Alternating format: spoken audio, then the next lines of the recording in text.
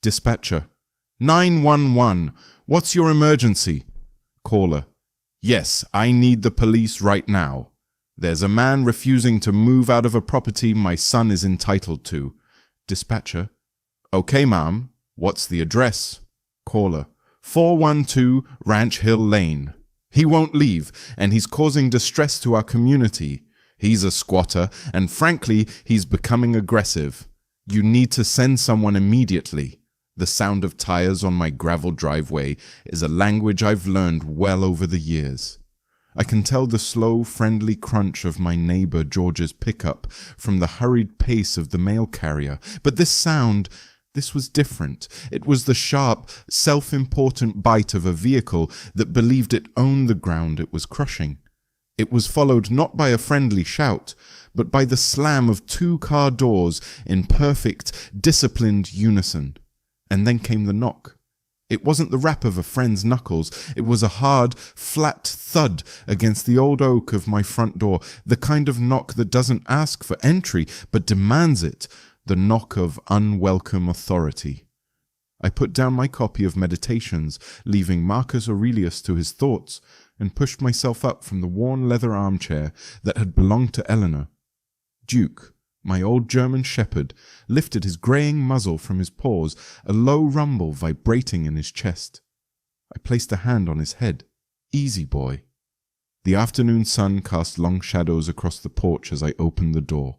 2 of them, sheriff's deputies. They were young enough to be my grandsons, wearing uniforms still so stiff with newness they seemed to be wearing the men, not the other way around. Their faces held that practiced, stoic mask that barely concealed the raw uncertainty of youth facing the unknown. And behind them, standing just at the edge of my porch steps as if the wood itself were beneath her, was Victoria Sterling. She was the source of the unwelcome noise of that knock on my door. Her arms were crossed, a thin, satisfied smile playing on her lips. It was the posture of a queen who had just cornered the last piece on a chessboard. "Marcus Thorne?"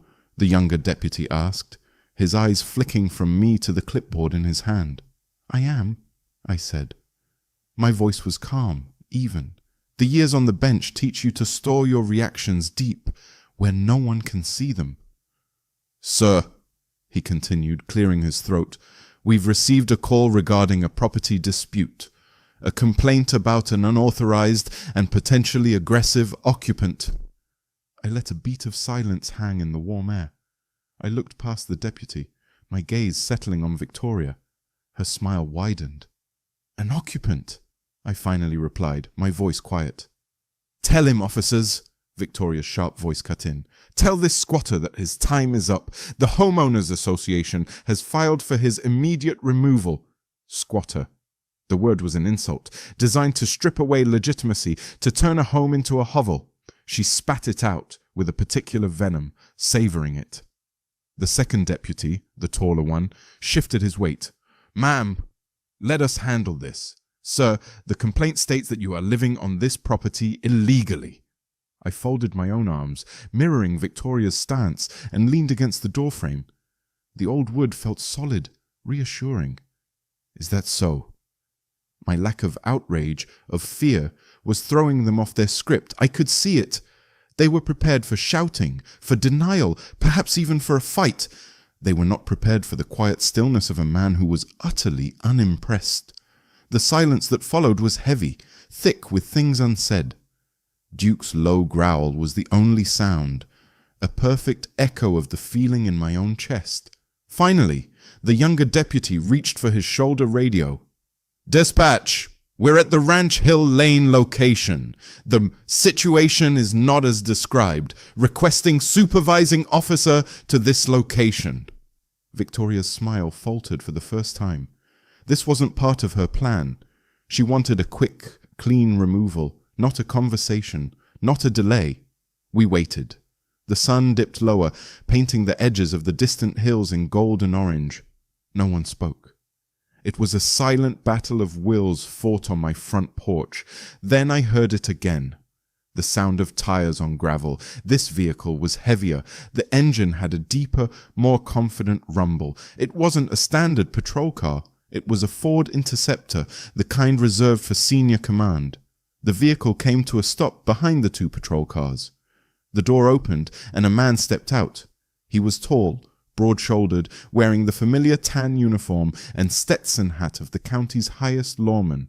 He took off his hat, wiping a bead of sweat from his brow as his eyes adjusted to the shade of the porch. He looked past his deputies, past the indignant form of Victoria Sterling. His eyes met mine, and in that instant the practiced professional mask of the lawman dissolved, replaced by a look of pure, unadulterated shock. He paled beneath his tan. It was Sheriff Cole Matthews, a man I knew well, and more importantly, a man who knew exactly who I was. For a long moment, the world seemed to hold its breath on my front porch. The lazy afternoon buzz of insects faded. The breeze rustling the old oak leaves fell silent. There was only the stunned expression on the sheriff's face, a look that stripped away 15 years of law enforcement experience, leaving only the raw shock of a man seeing a ghost. Cole was a good man, a straight arrow. We had worked together on a dozen cases over the years, from gritty narcotics busts to the delicate intricacies of land fraud. He had stood before my bench countless times, presenting evidence with a steady, respectful voice. Now that voice was gone, lost somewhere in his throat. The two young deputies, sensing the tectonic shift in the atmosphere, were frozen. Their eyes darted from their boss's pale face to me, their confusion palpable. The power dynamic of the entire situation had just been thrown into a blender. Victoria Sterling, however, was blissfully ignorant of the abyss she was about to step into. She saw the sheriff's arrival not as a complication, but as the arrival of the cavalry. She mistook his shock for awe at the gravity of the situation she had manufactured.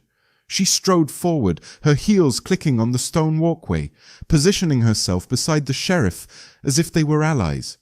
"Sheriff, thank goodness you're here," she said, her voice dripping with feigned relief. "This man refuses to cooperate. He's belligerent, and as you can see, he's clearly trespassing. I need you to remove him immediately." Cole didn't even look at her. His eyes remained locked on mine. A silent conversation passing between us that spanned a decade of shared work in the service of the law. He swallowed hard, finding his voice at last. "Judge," he began, his voice raspy, barely a whisper.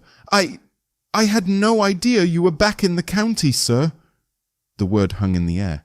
Judge. Victoria heard it, but it didn't register. To her it was a meaningless honorific, perhaps a nickname. She scoffed, waving a dismissive hand. "Judge, don't be ridiculous, Sheriff. His name is Thorne. He's a squatter, and he's breaking the law. My HOA has a zero-tolerance policy. Just get him off my land." My land. That was the moment. The moment the quiet observer in me receded and the chief judge of the county stepped forward. The years of practiced patience, of listening to testimony, of weighing evidence, they all converged into a single point of cold, crystalline clarity. I pushed myself off the doorframe and took one slow step forward onto the porch. The old floorboards barely creaked. Duke rose silently to his feet beside me, a loyal shadow. I ignored Victoria completely. I addressed the highest-ranking lawman present. "Sheriff Matthews," I said. My voice was quiet, but it cut through the afternoon haze with an authority that had nothing to do with volume. "Thank you for coming." Cole visibly straightened, his training kicking in. "Sir." "Mrs. Sterling," I continued, still looking at Cole, "has made several rather serious allegations here today. She has accused me of trespassing, of being a squatter, of aggressive behavior." I let each charge hang in the air for a moment before continuing. "She has presented your deputies with what I can only assume are documents to support these claims, and has demanded my immediate forceful removal from this property." I paused.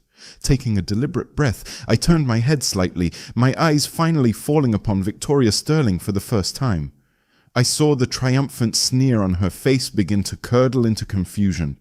She didn't understand this procedure, this formality. "So," I said, my voice dropping a fraction, becoming as hard and as final as the stone of a courthouse wall. I believe it is of the utmost importance that you take her official statement right here, right now.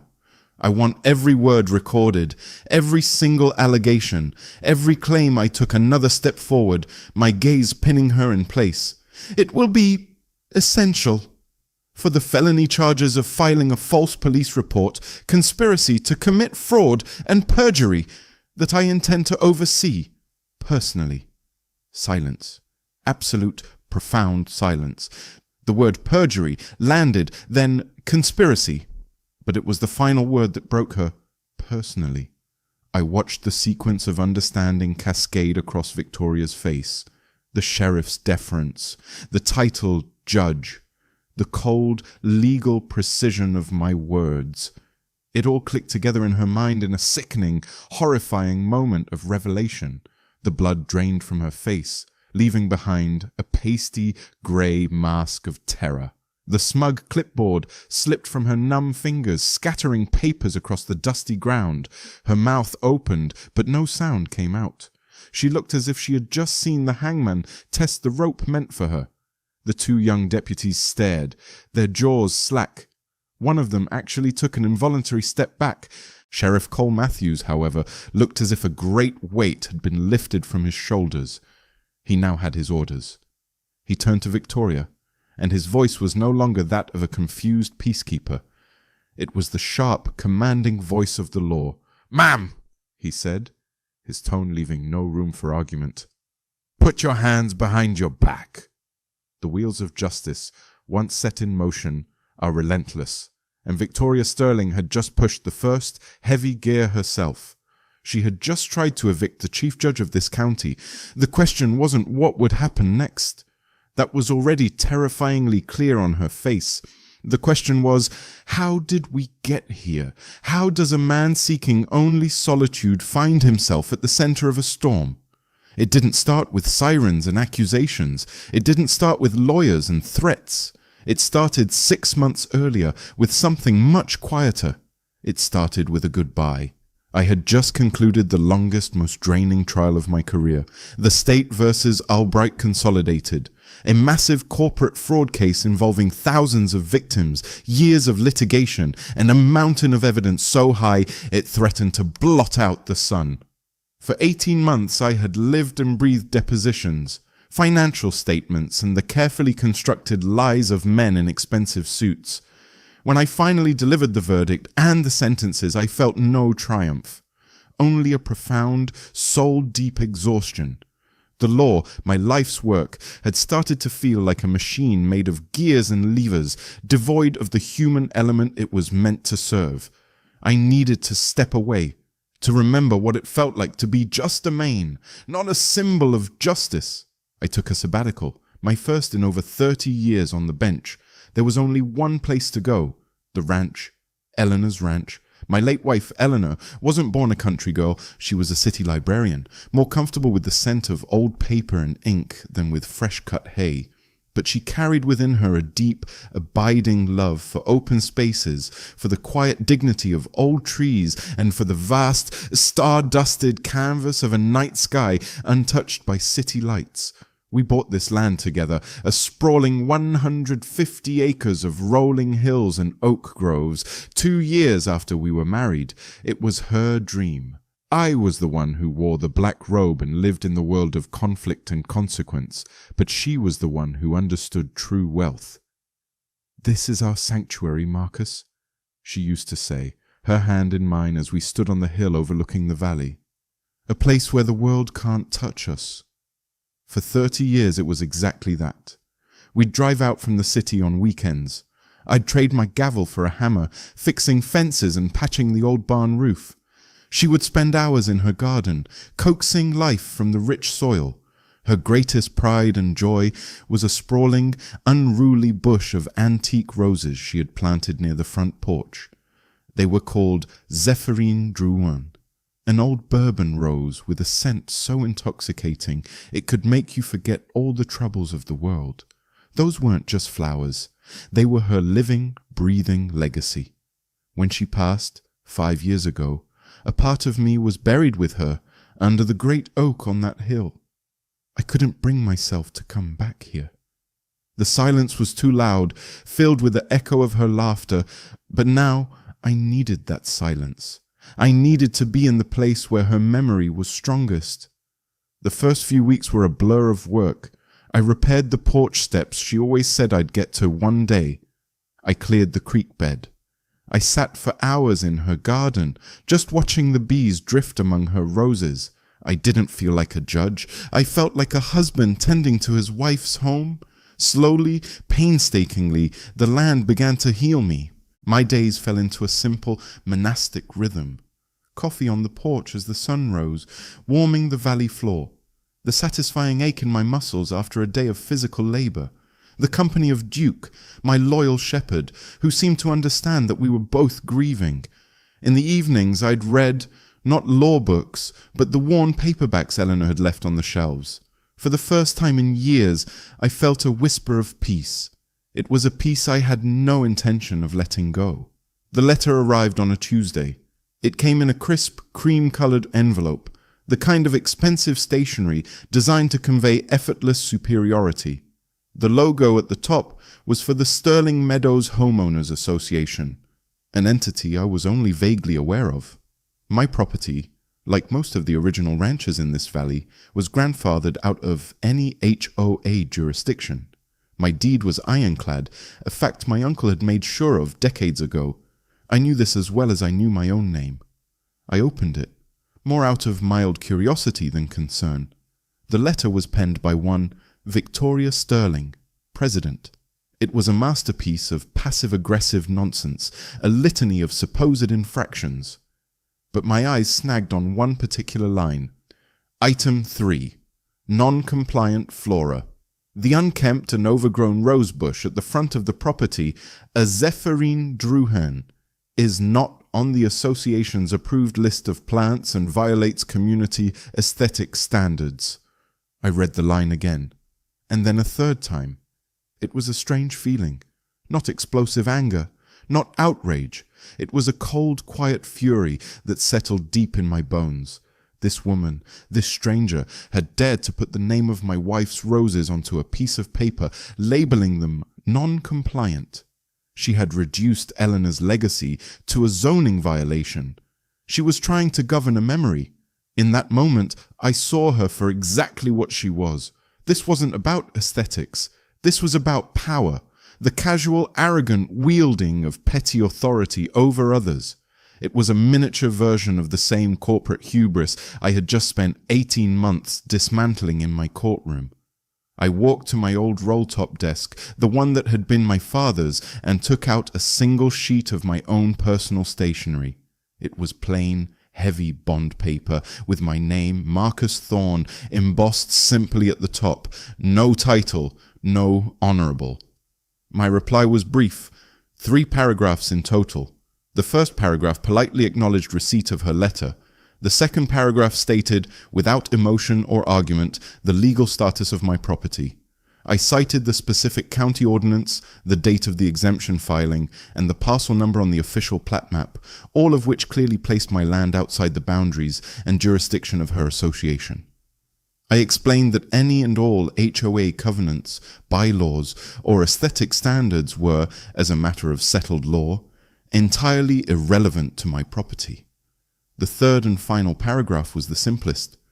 It stated that as I was not a member of her association and had no intention of ever becoming one, I would consider this matter closed. I wished her a good day. I signed it, folded it, and placed it in a plain white envelope. I didn't use the language of a judge. I used something far more powerful. The language of fact. I had laid down a boundary, not with fencing wire, but with the clear, hard language of the law. I had hoped, perhaps naively, that it would be enough, but I have spent a lifetime dealing with people like Victoria Sterling, people for whom rules are weapons, and power is a hunger that is never satisfied. And I knew, deep down, as I dropped the letter in the mailbox at the end of my long driveway, that for people like her a boundary is not a warning, it's a challenge. For a week the valley remained quiet. deceptively so. It was the kind of loaded silence that comes after a distant thunderclap when you know the storm is not gone, but merely gathering its strength just beyond the hills. I went about my chores, repaired a loose gate, and spent the evenings on the porch, watching the fireflies begin their nightly ballet. But I was not at ease. I was waiting. The response, when it came, was not another letter. It was more insidious. It started with the cars. A pristine white Lexus, then a dark blue Mercedes. They would drive down my semi-private lane, slow to a crawl as they passed my gate, then turn around at the dead end and repeat the process. The drivers, always well-dressed, would hold up their phones, angled towards my house, the sun glinting off the lenses. They were taking pictures, documenting, building a file. It was a classic, low-level intimidation tactic. Annoying, but perfectly legal from a public road. I didn't go out and shout at them. I didn't make a single gesture. Instead, I went to my workshop.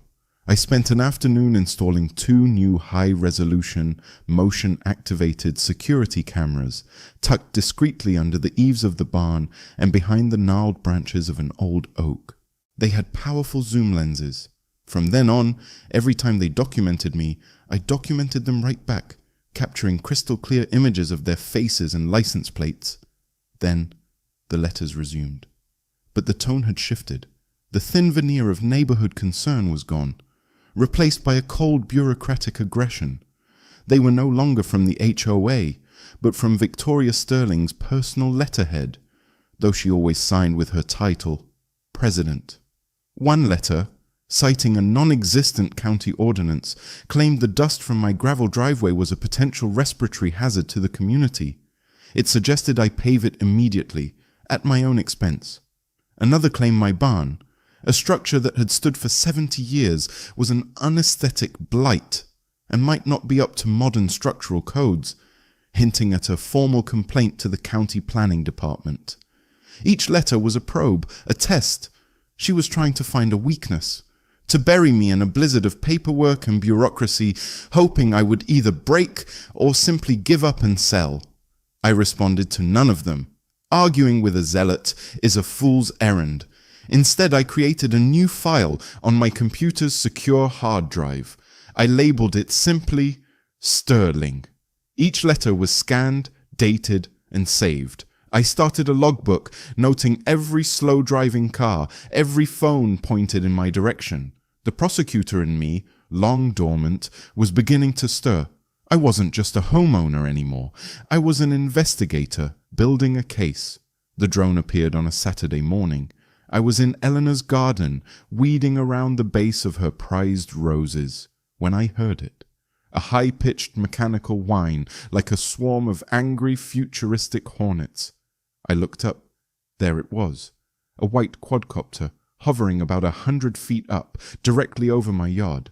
It hung there, impossibly still, its camera lens a single, unblinking eye pointed down at me. This was a different level of intrusion. This was a direct, calculated invasion of my privacy, of my sanctuary. The anger I felt was cold and sharp. I looked straight up at the drone, then deliberately went back to my weeding, giving it nothing. But as soon as I was back inside the house, I accessed my new camera feeds. The camera on the barn had a perfect view of it. I recorded 15 straight minutes of its flight path, its brazen hovering over my home, my garden, my private world. I even captured the moment it flew back in the direction of the Sterling property, a quarter mile down the road. That evening, I finally made a phone call. Tom, it's Marcus. Tom Albright had been my personal lawyer and one of my few true friends for 40 years. He was semi-retired, spending most of his days on a sailboat, but his mind was as sharp as ever. Marcus, good to hear your voice. How's retirement? Or should I say, sabbatical? It's quiet, Tom. Mostly, I said. Listen, I'm sending you a file. I need you to look at it. What kind of file? Let's call it a case study in harassment. I emailed him my Sterling file. The logbook entries, the photos of the cars, the scans of the letters, and the 15-minute high-definition video of the drone. He called me back an hour later. The laid-back sailor's voice was gone. In its place was the sharp, incredulous tone of a veteran attorney. "My God, Marcus," he said, his voice crackling over the phone. "This is a professional campaign. This isn't some bored neighbor. This is planned. The language in these letters, they're trying to create a paper trail, to manufacture a pattern of non-compliance they can take to the county." "I know," I said calmly. "And the drone? That's a clear invasion of privacy, possibly illegal surveillance depending on the local statutes you yourself probably wrote." He half joked. "What do you want to do? A cease and desist? A restraining order?" "Not yet," I said. There was a pause on the other end of the line. Tom knew me better than almost anyone. He understood my methods both on and off the bench. "You're not going to stop her, are you?" he said, a slow dawning in his voice. "You're letting her go." "The law, Tom, has a principle called giving enough rope," I replied. "Mrs. Sterling is building a cage for herself. I'm just letting her finish it. For now, just keep this on file. Be ready." We ended the call. I stood on the porch, looking out into the deep, velvet darkness. The drone was gone, but the feeling of being watched remained. The peace I had come here to find was being systematically dismantled, piece by piece. Victoria Sterling thought she was playing a game of attrition, wearing down an old man until he folded. She believed her wealth and her title made her untouchable, that the rules were for other people. She had no idea that I wasn't playing her game. I was officiating it. Every move she made, every threat she issued, every petty act of aggression was being observed, recorded, and entered into the official record. She thought she was cornering a fox in his den. She had no idea she was building the case against herself, piece by damning piece. And then she crossed a line she could never uncross, a line between petty harassment and actual crime. It began not with a bang, but with a quiet notification on my laptop screen. I had set up an alert on the county's public records portal, a simple keyword search for my property's parcel number. It was a precaution, a habit from years of dealing with complex property fraud cases. For weeks it had been silent. That morning, it pinged. A lien had been filed against my ranch. I clicked the link, and the scanned document filled my screen. It was an official-looking form, a mechanic's lien, filed by a landscaping company I had never heard of for an amount of $10,000 for emergency landscape and hazard abatement services. The document was signed by a foreman whose name I didn't recognize, but the authorizing signature at the bottom, claiming to be the property agent, was Victoria Sterling. I stared at the screen, a cold stillness settling over me. This was no longer just intimidation. This was fraud, a felony, a calculated attempt to encumber my title, to create a legal nightmare that could take months, even years, to untangle in the courts. It was a weapon designed to exhaust the resources and the will of an ordinary man. But I am not an ordinary man. I picked up the phone. "Tom," I said when my lawyer answered. "It's Marcus. She's escalated. Check your email." I sent him the PDF of the fraudulent lien. His response was a string of curses that was highly uncharacteristic for a man of his usual composure. "This is insane, Marcus," he exclaimed. "This is a Class H felony in this state. We can go to the district attorney with this right now. We can have her arrested." "No," I said, my voice steady. "Not yet. Just add it to the file, Tom. Note the date, the time, and the name of the fictitious company. This is a vital piece of evidence." "Evidence for what? You're letting her commit felonies against you." "A prosecutor never goes to trial with just one piece of evidence, Tom," I said softly. "You wait until the pattern is so clear, so undeniable, that no jury could ever doubt it. You wait for the defendant to destroy their own credibility beyond any hope of repair. Just file it. The time to act is coming, but it's not here yet." I hung up. I knew Victoria was getting desperate. A fraudulent lien was a reckless move. It showed she was losing patience, that my refusal to be intimidated was grating on her. And a desperate person, I knew, was a dangerous one. I just didn't realize how dangerous until the following afternoon. I had driven into town for supplies, feed for the chickens, a new blade for the mower, groceries. It was a 3-hour round trip. I remember driving back up the lane feeling a sense of unease, a prickling on the back of my neck. Duke, sitting in the passenger seat, let out a low whine, his ears flat against his head. He sensed it too. As I rounded the final bend, I saw it, and my blood ran cold. Eleanor's roses. They weren't just trimmed or damaged. They were butchered, hacked to pieces. Thick woody canes were splintered, lying on the ground like broken bones. The vibrant pink blossoms were trampled into the dirt. It wasn't the work of an animal or a storm. It was an act of violation, a vicious, deliberate mutilation meant to inflict not just damage, but pain. I got out of the truck without a word, my heart a block of ice in my chest. I walked over to the ruined bush, my boots crunching on the fallen petals. The sweet scent of the roses, Eleanor's scent, hung in the air like a ghost. This was her sacred ground, and they had desecrated it. I stood there for a full minute, saying nothing, feeling nothing but a vast, silent and terrible rage. Then I turned, walked back inside the house, and went straight to my computer. My hands were steady as I navigated to the security feed. I selected the camera overlooking the front yard and rewound the footage to the time I had left for town. There, 2 hours ago, a black pickup truck, one I recognized from Victoria's driveway, pulled up to my gate. Her son, Dylan Sterling, jumped out of the passenger side. He was holding a pair of heavy-duty limb loppers. He looked around, a smug, contemptuous sneer on his face, then got to work. The camera recorded it all in high-definition clarity. The gleeful violence, the way he hacked and tore at the branches, the way he kicked the fallen blossoms. It was an act of pure, thuggish vandalism, performed with the arrogance of a boy who had never once in his life faced a consequence for his actions. I watched the entire 5-minute clip. Then I saved it. I labeled the file Exhibit F Criminal Damage. That was the moment the scales tipped. The man who had come to this ranch seeking peace was gone. The part of me that was willing to wait, to observe, to give rope, it vanished.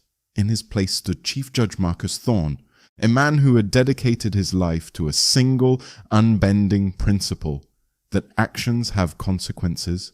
This was no longer about a property dispute. It was no longer about harassment. It was about a fundamental violation. They had not just trespassed on my land, they had trespassed on a memory. They had taken something that was not theirs to touch, something beautiful and sacred, and they had destroyed it for the simple, ugly reason that they could. My personal feelings were now irrelevant. My duty was clear. I picked up the phone and called Tom again. My voice was different this time, and he heard it immediately. "Marcus," he asked, a note of concern in his voice. "What happened?" "She crossed the line, Tom," I said. The words were quiet, but they were as heavy as granite. "The time for observation is over. The time for judgment is at hand." I told him what had happened. I sent him the video file. For a long time, there was only silence on the other end of the phone. When he finally spoke, his voice was grim. "What are your instructions, Judge?" He hadn't called me that in a decade. He knew, as I did, that a threshold had been crossed. "We are no longer just defending," I instructed. "We are going on the offensive. I want you to draft a new motion, a civil suit against Victoria Sterling, Dylan Sterling, and the Sterling Meadows HOA. We will sue for damages, for the fraudulent lien, for the criminal destruction of property." "Done," Tom said. "But there's more," I added. "Within the motion, I want a specific clause. We are formally requesting that the court refer this case and all attached evidence to the County District Attorney's Office for the immediate opening of a criminal investigation into a pattern of conspiracy, fraud, and harassment." Tom whistled softly. "Marcus, that's not a lawsuit. That's a declaration of war. You're firing a cannonball into her living room." "Precisely," I said. A narcissist like Victoria Sterling, when faced with a genuine legal threat that could pierce her corporate armor, won't react rationally. She won't call her lawyer to negotiate. She will panic, and she will lash out with the biggest, bluntest weapon she can think of. She will try to use the force of the state itself to eliminate the threat. She'll call the police, Tom said, understanding dawning in his voice. She'll invent a story, claim you're a violent threat, and try to have you removed before this suit ever sees the light of day. Yes, I confirmed. She will commit one final, public, and spectacularly ill-advised act of desperation, an act that will be witnessed by officers of the law, an act that will irrevocably seal her fate. I had set my final trap. It was a trap built from her own arrogance, baited with her own crimes. All I had to do now was wait for her to walk into it. I didn't have to wait long, because her final, desperate move was exactly what I had prepared for. It came in the form of flashing blue and red lights, a smug smile of victory, and a hard, flat knock on my front door.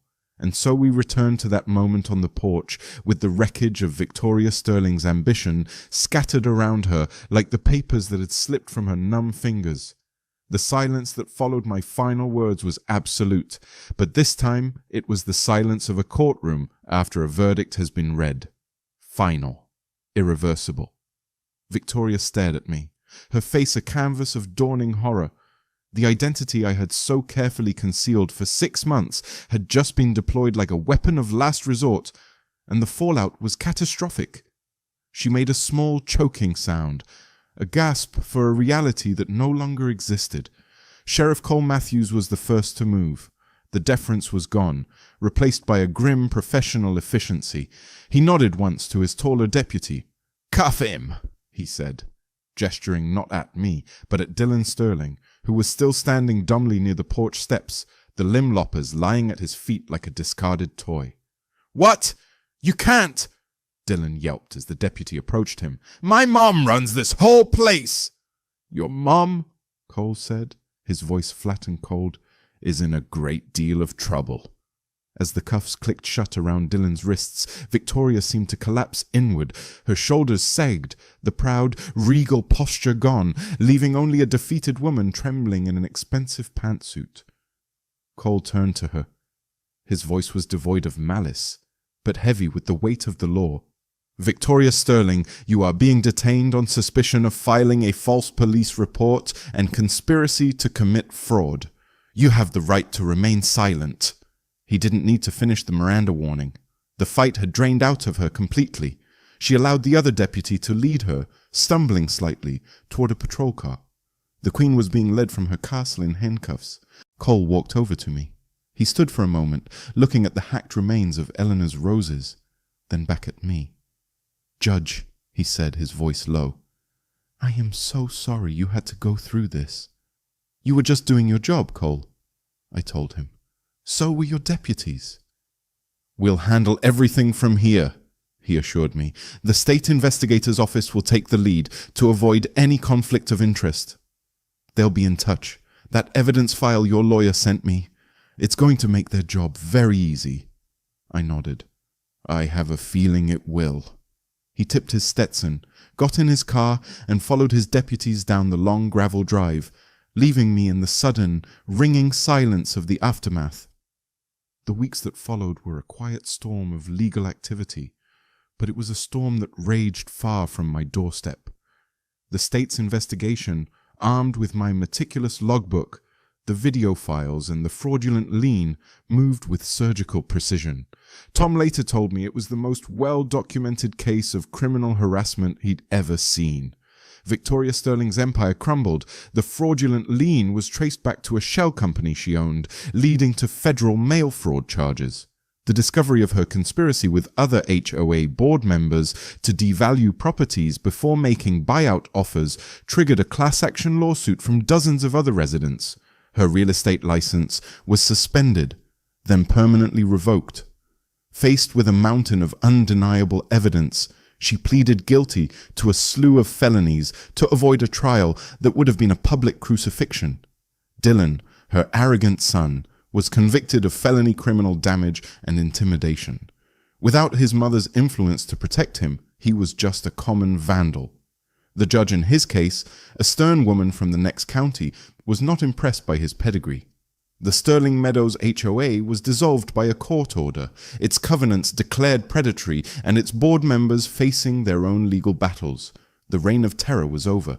Slowly, life on the ranch returned to a new kind of normal. The first Saturday after the news broke, my neighbor George, the one with the friendly pickup truck, showed up at my gate with his son. He didn't say much, just nodded at me and said, "Heard you had some trouble with that rose bush, Marcus. Figured we'd lend a hand." We spent the afternoon together, carefully pruning away the damaged parts of Eleanor's roses, adding fresh soil and fertilizer.